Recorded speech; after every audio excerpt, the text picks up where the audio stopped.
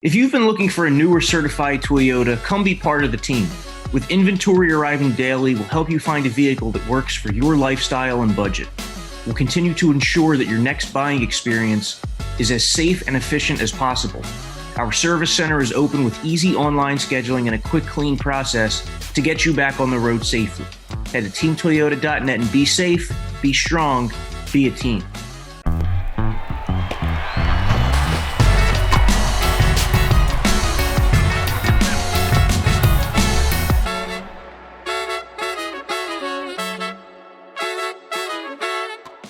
Hello, everybody. Welcome to the Phillies Talk podcast. I'm your host, Jim Salisbury. Today, very special guest, Phillies general manager Sam Fuld. Played 8 years in the big leagues. He's played in the World Baseball Classic. He's played in the College World Series. He was, I believe, a two-time All-American at Stanford. That's a pretty good baseball resume.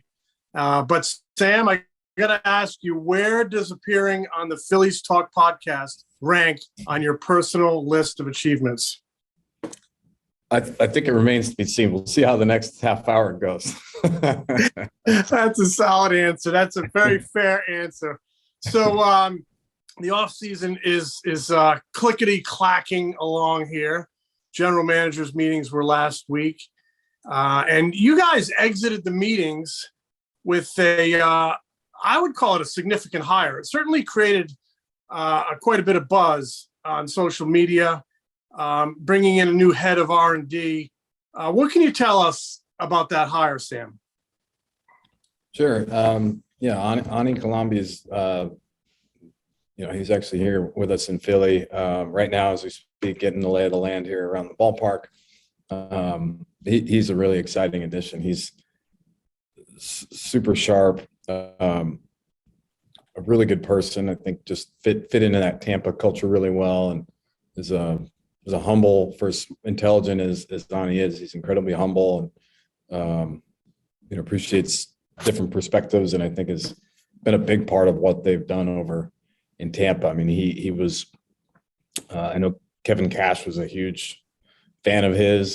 He was really sad to see him go. I'm expecting him to, I don't know, send some hate mail my way or something, but Ani impacted a lot of people over there in a short amount of time. I mean, he's young. This is this is a big jump for him, but he had a real big impact in many ways over there, just working with their R&D department, and then connecting with major league staff and being a part of a pretty tight circle of decision makers, as it relates to player personnel decisions. So we're really excited to have him be with us. He's going to oversee our R&D department, but also oversee some other sub departments that leverage information, leverage data and technology, and a lot of the impact that they make in their respective departments. So he's got a huge responsibility here.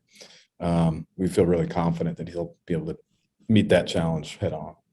Certainly sounds like an impressive guy. Sam, we're seeing all over baseball front offices, ownership groups, very protective of their talents on the field, extending right up to the front office. Was he a difficult get for you? Was he difficult to pry away from the Tampa Bay organization? Not necessarily. I mean, they were, I think they recognized the scope of the role here and the opportunity that this presented Ani, and as highly regarded as he was within those walls, I think they recognized that this is just an opportunity that they weren't able to necessarily match over there. And I know that they expressed their disappointment in parting ways with him, but it certainly wasn't. They handled things with a ton of integrity, and I was really impressed and appreciative of the way that they we were able to access him. And it's upward mobility in baseball, and he comes in with a assistant general manager's title. He's going to oversee that R&D department. How big are you now in R&D? It's a little bit of a moving target, and I think that R&D can be defined in a lot of ways. As I said, we have sub departments that are comprised of a lot of highly technical individuals that might not fall directly under the R&D bucket, but no. So it's a lot of it is sort of how you define R&D, and but it's growing. It continues to grow. We're excited about, the support that we've gotten from ownership, and I think we all recognize that it's really important for the future of our club, not just in 2022, but for years to come, to really invest heavily and leverage that group to the extent we can. And I think one of the things fans are buzzing a little bit about is that, Ani comes from Tampa Bay, and they're viewed as just a team that does it really well. They sort of do more with less. You played over there. You rub elbows with that front office professionally. Now you've brought one of theirs in. Why are they so good over there at what they do in that department? Yeah, I think it's a question a lot of the industry is trying to figure out. I think that they've got, dating back to the Andrew Friedman era there, and that was the era that I was a part of their organization as a player. I think they have a really strong culture that is one. I think from a character standpoint, they hire really quality people, and I think their hiring starts with the caliber of the person. As a player, I would just sort of show up to the ballpark every day, and everybody seemed happy and energized and motivated. And from bus driver to parking lot attendant to clubhouse staff to training staff. I mean, it was just a lot of positive vibes there, and certainly like chicken or the egg question there. Were they happy because of all the winning that had taken place recently, or did some of the positive attitude there result in winning? And I think it's probably a little bit of both. I think they take advantage of the environment that they're in. There's I think they're able to take some risks and be non-traditional, and they certainly mess up, like any other organization, but I think they're innovative, and they're often the first ones to, implement some non-traditional initiatives that more often than not play in their favor. And they're not just flipping coins, determining whether they're going to, play a 4-man outfield. There's some real objective backing for those kinds of decisions, and they do a really good job of being objective centric and making, basing a lot of their decisions around real evidence-based research. You mentioned the word decisions, and in the press release announcing Ani's hiring, it said he's going to be involved in all decisions, organizational decisions. Can you give an example? I mean, are we talking draft? Are we talking trades, free agent signings? I mean, I'm sure we are, but I mean, if you can articulate that, can it be as granular as that night's lineup? Yeah, I mean, it's obviously we make decisions. We make 1,000 decisions every day. I mean, what kind of jacket I wore to the ballpark was a decision. I think he's going to impact us in a lot of different ways and make a lot of different decisions. For example, we've got, our protection deadline in a few days. Like he has become immediately a big part of that process, and collaborating with Dave and our R&D department and the rest of our group here, trying to figure out who we should, add to the 40 man in advance of Friday. I think he's, as those relationships build with major league staff, I think that he will absolutely have an opportunity to collaborate with those guys. I mean, I think there's a misconception throughout the industry that, even the Tampas of the world are, writing out the lineup. And I think that narrative gets a little overblown. I think if you talk to that group over there, you talk to Kevin Cash, he'd say, no, I have the autonomy to write the lineup out however I want. I think, those decisions are made collaboratively. And I think, again, going back to hiring the right caliber of person, I think it's important to have those conversations and ultimately come to a conclusion on any given night, writing out the lineup. But that certainly won't change with Joe. Like, Joe will be absolutely writing out the lineup, and he will make his own decisions, before the game, obviously in game. I think Ani will be a really good asset in that way, and he'll help us make better decisions, whether it's lineup based, free agents, trades, what kind of coffee we have in the pantry, all that. I think it'll all be relevant. You touched on something interesting. You mentioned the narrative that, the lineup is being spit out of a computer. I've heard players say it, media has said it. It is this perception, does that, as somebody who played the game, who is actually interviewed for manager jobs, who is an executive who has his arms around, the analytics movement, for lack of a better expression, does that narrative frustrate you? I think so. I mean, I don't know if, look, it's not anybody's fault that they're not fully informed on the granular aspects of decision and lineup construction or bullpen management. That's no player's fault. I think it's on us to be as transparent as possible. And I think when you do that, you tend to get a little bit better response from those who think that the lineup is being spit out by an algorithm.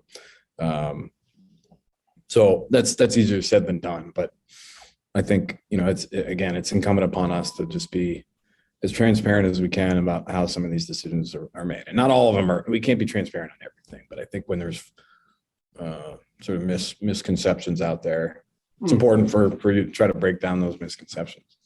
I mean, one of the misconceptions is managers don't really manage with their gut anymore. Things are sort of scripted. But I mean, how do you kind of come down on that? Yeah, I think managers will always manage with their gut to some extent. And when you say gut, what does that mean? I think sometimes you can read body language. I think sometimes you can pick things up with your naked eye live that you see in a either a way a guy is walking around the mound, way a guy is shaking his arm out, things that a model or numbers can't necessarily predict. I think that'll always be the case.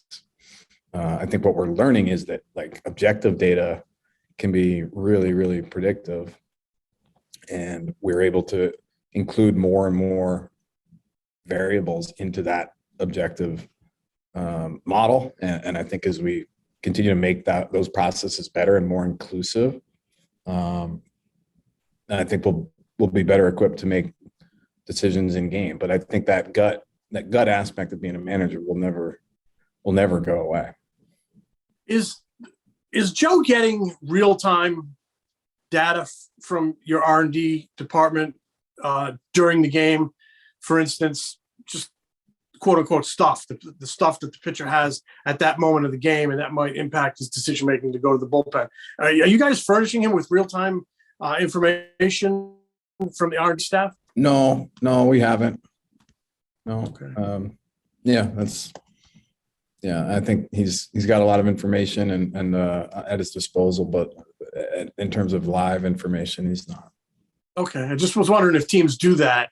Word gets to the dugout, this guy's spin rate has dropped X amount, and this inning, it might be time, things like that. Yeah.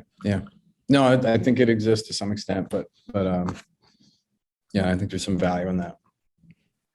What's it been like for you working for Dave Dombrowski? He's, I think it's safe to call him one of the legends in the games. He's won 2 World Series, been to 4 of them. He's been a GM, and this is what has been a executive, and this is his 5th stop.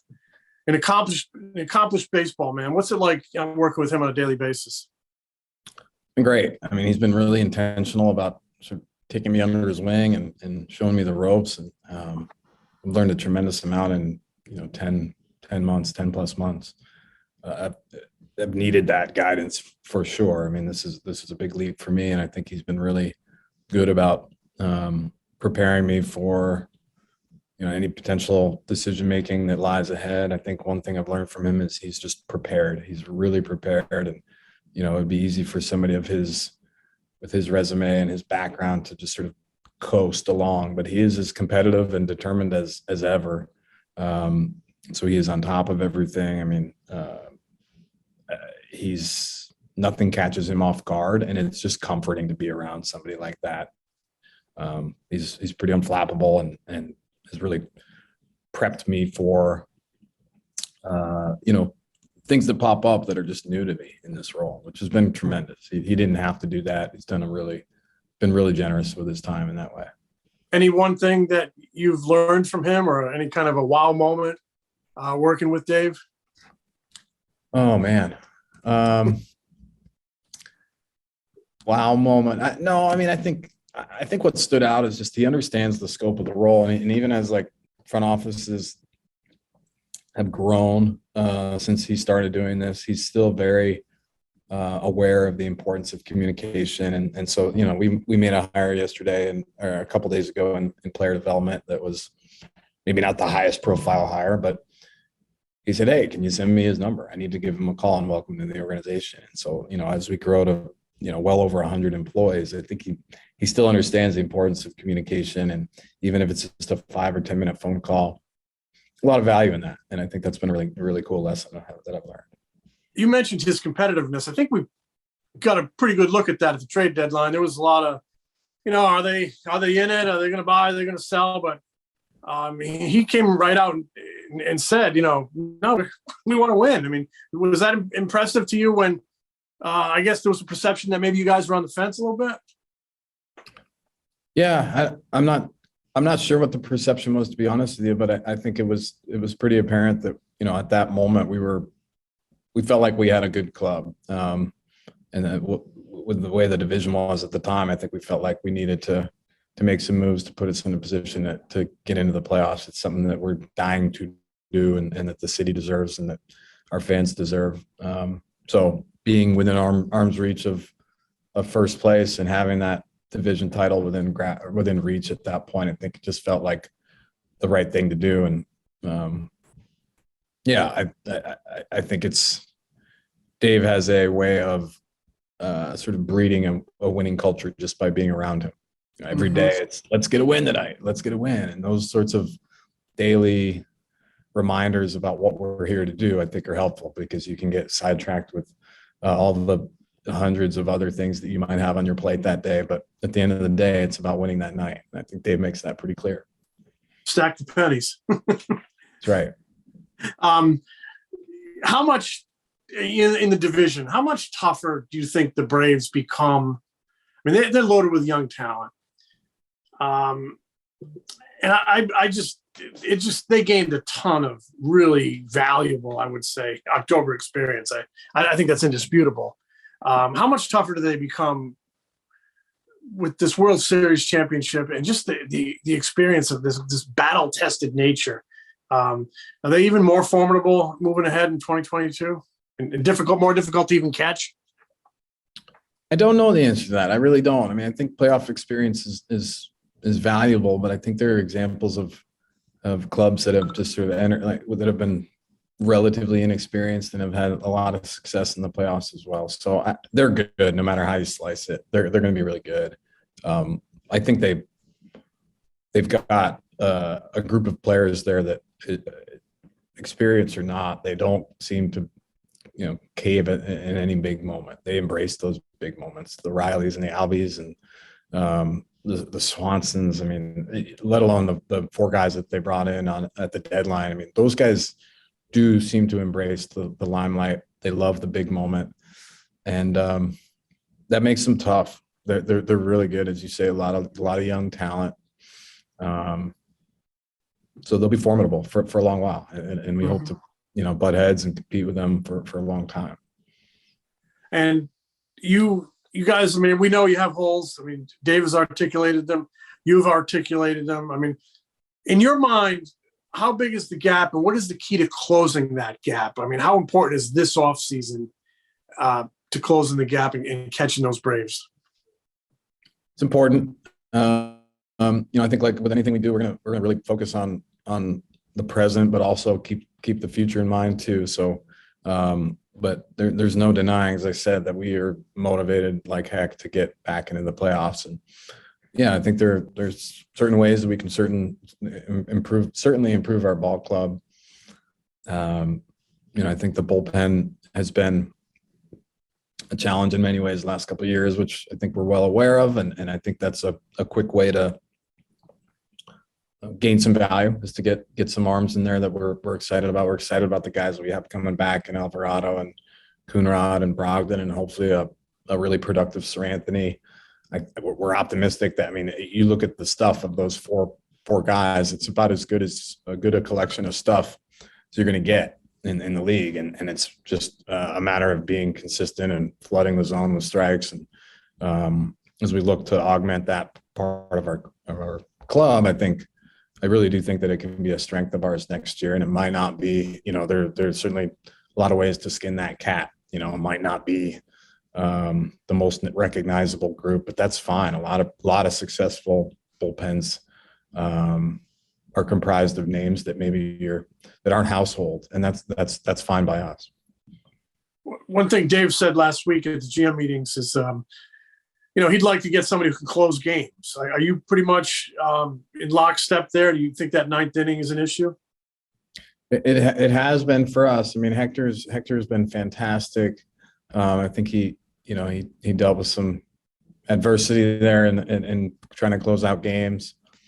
The ninth innings, it's a difficult inning, and those are three big outs that are really it can be elusive sometimes, and they have been relatively elusive for us the last couple of years. So, yeah, I think finding somebody who can really shut the door is important, and pitch in those high leverage moments. Sometimes the highest leverage moment might be in the seventh or eighth inning as well. So I think, identifying some arms that can get those meaningful outs is certainly a priority of ours. And you guys have also prioritized the middle of the order bat. I guess there's different landing spots you could see that bat going, but I think maybe the most logical one might be left field. You also are on record as saying you'd like to get a center fielder. Would you sacrifice some defenses? It's an interesting question for you, because in your playing days, you were an unbelievable defender. And I know you prioritize defense. And I know defense was an issue on this team. Would you sacrifice, though, some defense in filling that need for a big bat, possibly in left field? Would you sacrifice defense maybe for offense? Yeah, I mean, I think sometimes you have to. I mean, if you're an elite defender and an elite offender, then I think you're talking about, you're likely a future Hall of Famer, and there's a cost attached to that. So I think there's going to be give and take with every situation, and I don't think it's wise to sell out for any one particular skill. It's really about getting the best player. We certainly, recognize that our team defense has not been a strength since I've been here. But if the best fit is somebody who is bat over glove, we're not going to close the door on that opportunity. Mm-hmm. And another area you guys have mentioned where you need an upgraded shortstop. It could be in-house with DD if he's, he's kind of been put on notice from Dave Dombrowski earlier in October. But Dave also mentioned the possibility of Bryce and Stott making that jump. And when I look at what he's done this year, he had a really difficult spring training. He struck out a lot. But then, I mean, the resilience he showed in getting over it quickly, learning from it, jumping in at Jersey Shore, producing immediately, getting to Reading, producing, getting to AAA, and he's continued in the Arizona Fall League. And that's a grind for a guy. That's a lot of months of baseball with no let up. And he's still producing. It makes me wonder if this kid couldn't do something crazy like coming into Clearwater and win that job. It's been really impressive. I mean, I just saw him a few days ago. I was out in Arizona for a couple of days and got a chance to sit down with him. And he's an impressive kid. I mean, I said, "Are you tired?" And he said, "Yeah, I am. But I'm going to finish strong here, play out the last week, and try to end this long year on a good note." And that's a pretty impressive attitude for somebody who's done a heck of a lot. And we're going on 8 months now of baseball for him. It's really cool. Really cool. He as you said, he struggled in spring. He struggled in the very beginning of the regular season in Jersey Shore. But what he's done since then, we'll call it May, it's been really impressive. He's got a lot of maturity in the box, like just makes really good decisions. We feel like he can step into a big league environment and be really comfortable that way, and find ways to get on base and impact the baseball. On the defensive side, I think he's shown a lot of ability there too. Watched him play shortstop a couple times in Arizona in person, and was just impressed by the the athleticism and the sort of slow heartbeat. And I think he's got a lot of skills and feel out of that position. So yeah, we're excited whenever he lands in a Philadelphia Phillies uniform. I think it'll be exciting. I think the fans will appreciate what he brings to the table. How about a little update on Alec Boehm? He's been in Clearwater a good bit of the time. What's he working on? Because he's an important guy. You got to get some young guys in that lineup that are producers. Yeah, no, he was pretty eager to just close the book on 2021 and get rolling in the offseason, thinking about 22 and getting back to the player that he knows he can be. And yeah, he's got something. It was exciting to hire Kevin Long and bring him out to Clearwater right away and get him working with Alec and getting them on the same page. I think there's some pretty clear adjustments that Alec can make to get him back to where he was. And I think we know a guy with that kind of power and ability. His damage will be done hitting the ball over the second baseman's head, over the shortstop's head, and not on the ground. I think that's Alec is well aware of that, and that's not to say there isn't a time and place for shooting the ball on the ground on the right side, but he can do that in his sleep. And I think it's he's got such ability to control the zone that if he can, try to get the ball in the air a little bit more and take advantage of that strength and power, I think he and we recognize there's just sky's the limit with him. Now, with all these holes you have to fill, outfield, lengthening out that bullpen, nailing down the ninth inning, you're keeping tabs on some spots in your infield. I'm sure the bench is an area you're keeping tabs on. How much of a challenge is it with that clock ticking toward the end of the CBA in a couple of weeks? Yeah, I mean, I think we're just operating under normal circumstances, and I recognize that this is not normal for me. This is my first October and November in this role, but I think that we are going about business as usual, and I know that both sides, the league and the union, are working hard to make things work and to come to an agreement. And otherwise, we're just it's business as usual here, other than COVID, which is a whole other matter. But otherwise, we are, I'm here in the office, and we're here gathering and operating like we would in any other normal November. Well, November is baseball's awards season. Rookies of the year were announced on Monday.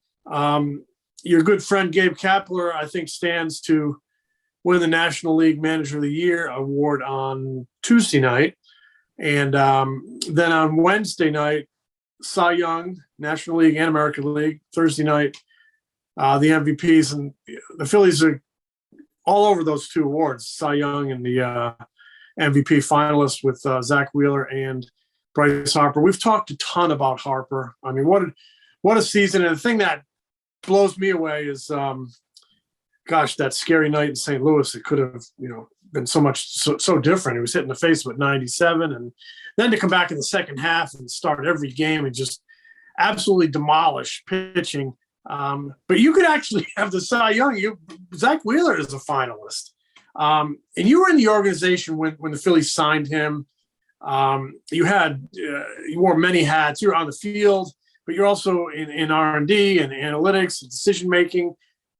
Do you recall the pursuit of him? And I mean, it might sound like a dumb question, like what attracted you to Zack Wheeler? We know what attracted you to Zack Wheeler. He had number one potential, but was there something there that you thought was going to go to the next level? Because it seems like he has gone to the next level in a Phillies uniform. Yeah, I mean, we had talked about like just subtle changes in pitch usage and location, and we recognized that like a guy with that kind of stuff, his command was and is good. I think his command really has gone to another level, and I think it's a testament to him first and foremost, and just continuing to maintain a really reliable, consistent delivery, and the work that he's done with our people. Caleb most recently, I think is really great. And I think it's not an accident that he's taken it to another level or another couple levels. But we recognize the stuff like everybody, like the whole industry did. And I do think we identified some subtle changes, and that gave us some optimism. And so far, it's been a really great story of identifying real talent and just making these little changes. I mean, small hinges swing big doors, and I think the little changes turned them, into one of the game's premier starters, and that's pretty exciting. And he's been he's been a star for us. We're excited to have him for a few more years. Yeah, I mean, the best might be yet to come. I mean, he is a big door. I like that analogy. Another one is Bryce Harper. What's it like sitting up there watching the season he had, especially the second half? I mean, I thought he put the team on it. It was losing Reese was a tough loss in the middle, and there were nights and weeks where he really carried it. Bryce Harper did. Yeah, he's special. I think, a lot of guys get hot, and those hot periods might last a week. For people like me, they lasted 2 days. But he just, the consistency of dominance was really impressive. As you say, that whole second half, playing every game and really just dominating the league for that long. I mean, we all kind of were waiting for some let up, like a couple offers in a row that would maybe send him back down to planet Earth, but it just didn't happen. And as you say, like in a time when we needed somebody to really carry the offense, he stepped up like an MVP tends to do, and somebody of his caliber tends to do. And it's sometimes you just take it for granted because you almost expect a guy like that to perform at such a high level. But when you take a step back and look what he actually did for the whole season, and as you say, overcoming some adversity there early on, I think it's one, it's a season I'll never forget. I'm sure it's one that he'll always hold in high regard.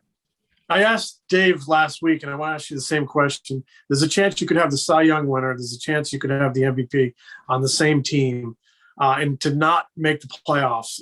Does that make it sting a little bit more that you had those two great seasons and you didn't get there? I think regardless of the hardware they take home, I think we realize we have two of the game's best. Whether Zack wins the Cy Young or not, we know that he's in just the top tier of starting pitchers, and we know that Bryce is in a top tier of position players. And it's a golden opportunity to build around that kind of group, in addition to the other stars that we have, JT and Nola. And I think that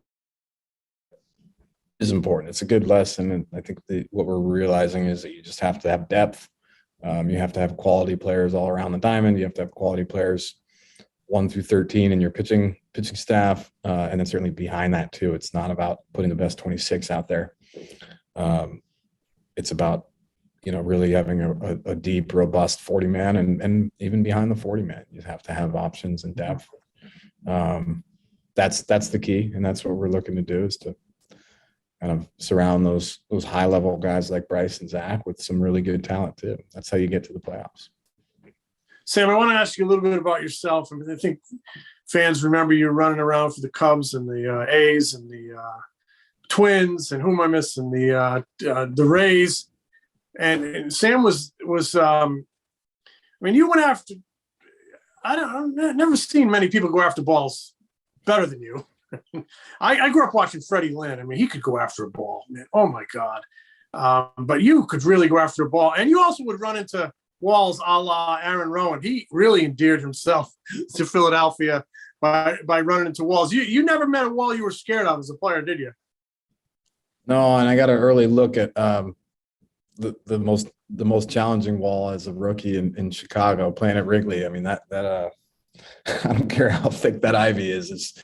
It's not very forgiving, and I always just sort of had tunnel vision going after a ball, and whether it was people or walls or anything else that was in my way, that it wasn't gonna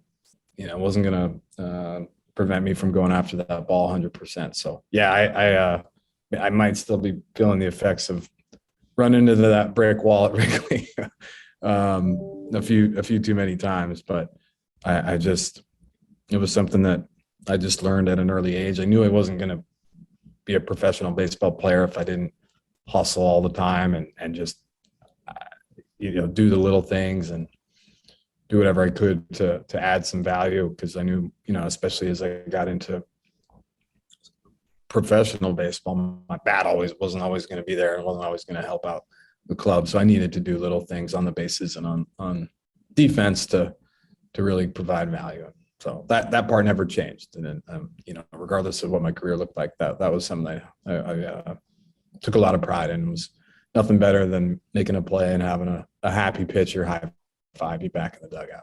You, your on-field character, the way you played the game, there was a little Chase Utley in there. Did you play against him when you were in the Pac-12?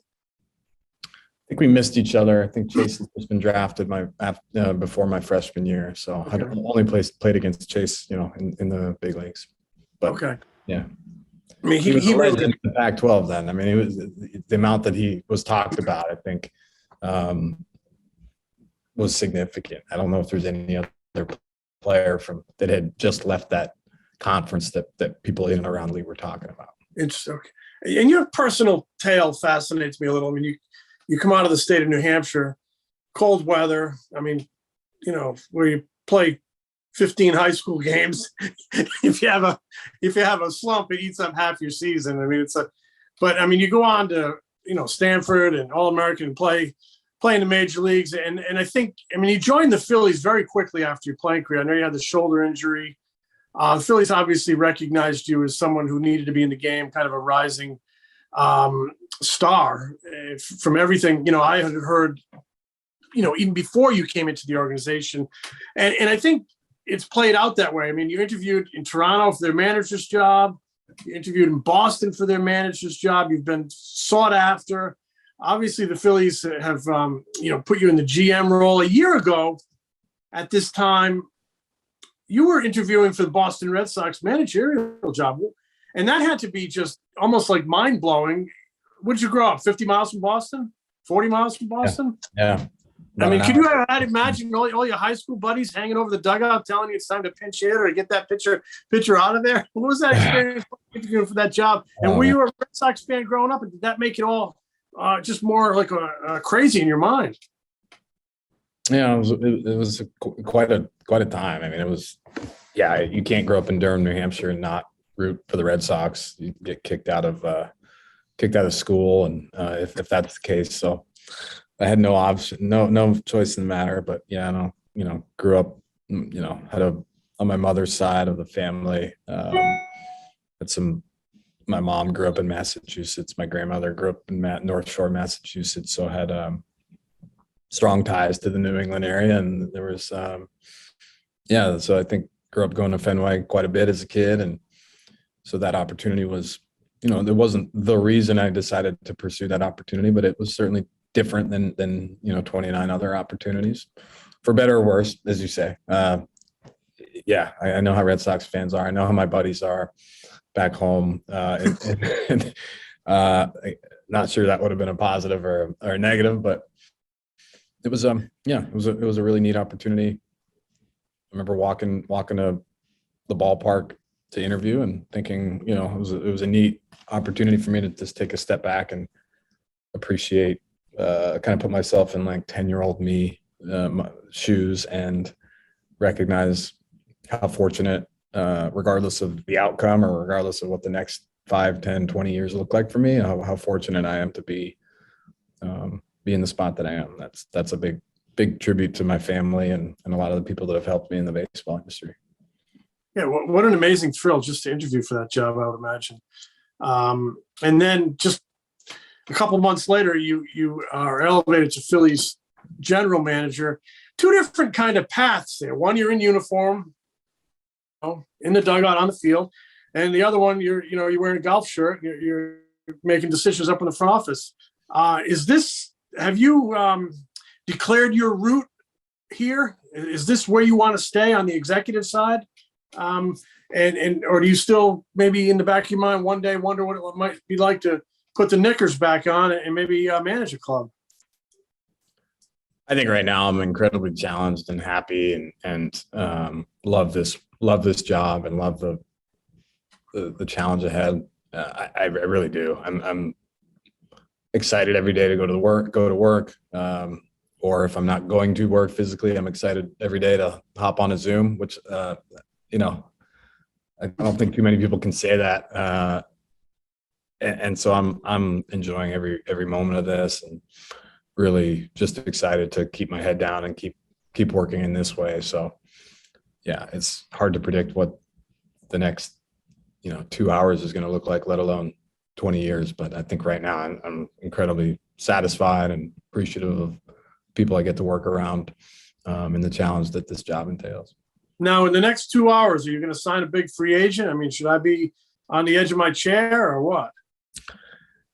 These things happen quickly. As you said, like at the deadline, they can happen really quickly, but TBD. We're anxious to make our club better, but if I were a betting man, I'd say the next 2 hours, unlikely, but you never know. So maybe I can walk the dogs. Yeah. Get it over by noon. That's right. Yeah. I want to close with I want to throw a trivia question at you, and maybe the 2 tickets to a Phillies game. No, you don't need that.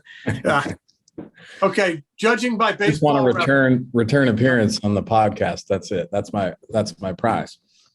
You can come on anytime you want. There's people knocking down the doors to be on this thing. All right. New Hampshire, Granite State. Baseball Reference WAR. Number one. Who's number one in Baseball Reference WAR among New Hampshire natives? I'm going to give you a clue. You are number 11. That's not too shabby. Boy, I didn't know there were 11 major leaguers in New Hampshire. That's not 52. 52. Born there. Yeah. Well, I think there's this debate about where Carlton Fisk is actually from. So I'm going to. He's the trick. Yeah. So if the answer is Vermont for Carlton Fisk, then I would guess Red Rolfe. I don't know if he's. That's a great answer. So, Red Rolfe is number 3. Carlton Fisk, he goes down as a Vermonter. Okay. Chris I know he was raised in New Hampshire, but he was born in Vermont. So he would have been the runaway winner. Yeah. But so number one among guys who were born in New Hampshire is the guy I saw throw the ball a lot, a real warrior for the St. Louis Cardinals. Chris Carpenter, yeah. Chris Carpenter. I mean, what a warrior. And then number 2 is a guy named Arnie Latham, who I think was more like turn of the century, Arlie Latham. And number 3 is Red Rolfe. He actually led the major leagues in hits in 1939 for the Yankees. He was a third baseman for the Yankees. I think maybe a third baseman or shortstop. So he led the majors in hits that year. So Hall of Famer, I believe. Yeah. Might be. It might be. I'd have to double check that. I'd have to double check that too. But I've enjoyed talking to you, Sam, and keep carrying that New England flag. We're proud of you, and I'm a native New Englander as well. And good luck this winter. You got a lot of work to do. Get some sleep, and hopefully whatever happens on December 1st happens in a positive way, because we want to see this thing keep moving. But thanks, Sam. You bet. Thanks, Jimmy. Thanks for having me. And this is, I think, jumps right to the top of the list. This was a fun hour. Enjoyed it. All right. That's it for Phillies Talk. We'll catch you next time. Thanks, Sam Fuld. Bye-bye.